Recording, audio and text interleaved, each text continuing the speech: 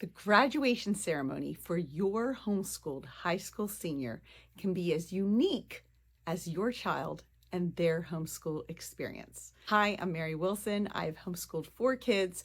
One is still in my homeschool, but I have graduated 3 kids from my homeschool. And I want to tell you a little bit about the graduation ceremony and how it worked uniquely for each of them. When you are preparing to graduate a child from your homeschool, you want to think about that child and their experience. You need to decide, do you want a more traditional ceremony? Do you want, kind of the assembly with other people that they've maybe been in a co-op with? Is a local church or organization putting together a homeschool ceremony? Or do you want something unique that you do at home the way you have done homeschool the whole time? I've done a little bit of both. So my oldest child was very involved in a local camp, an organization that offered homeschool classes throughout the year. And they actually had a ceremony that you could sign up and attend. It made a lot of sense for her to do this ceremony. Her friends were doing it. It's where she had spent so much of her homeschool years, and it worked out really well. They did some special things, like making a trifold display with pictures of her through the year, and it was a really special time for her. My next 2 children were more of my introverts, and they decided they wanted to do a ceremony at home.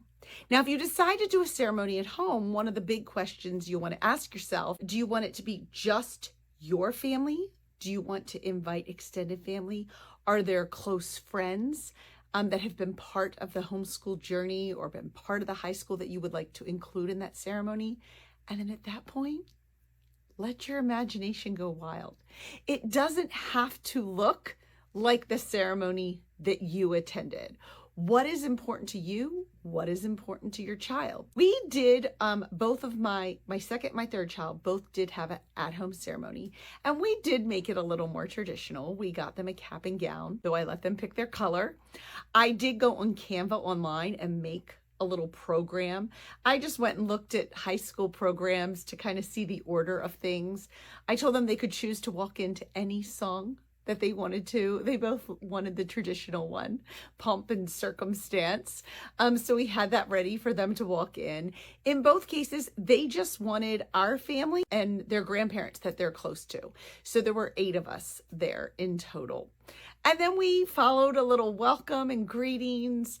We had time for each of their siblings to share something, either a memory or just well wishes. There was nothing set for the siblings to do. And then I always shared some sort of special presentation that I thought reflected my homeschool time with that particular child. For my second daughter, she was a theater kid. She and I loved music. We had attended musicals, and I very bravely wrote and sang 2 parodies that I had written to musical numbers. I don't remember the first one, but I know one was to the Beauty and the Beast, the Gaston song. And I coordinated them with photos of her throughout the years. No, I've never posted them anywhere. I can't sing, unlike her.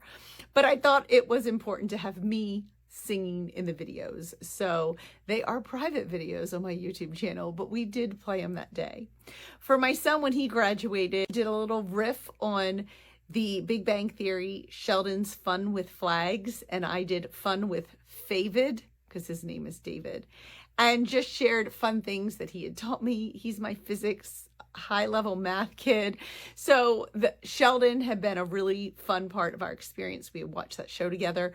And so I just created some things, interesting facts about David, things he taught me that I would never understand. And I made a whole slideshow presentation as if I was like Sheldon doing that YouTube show.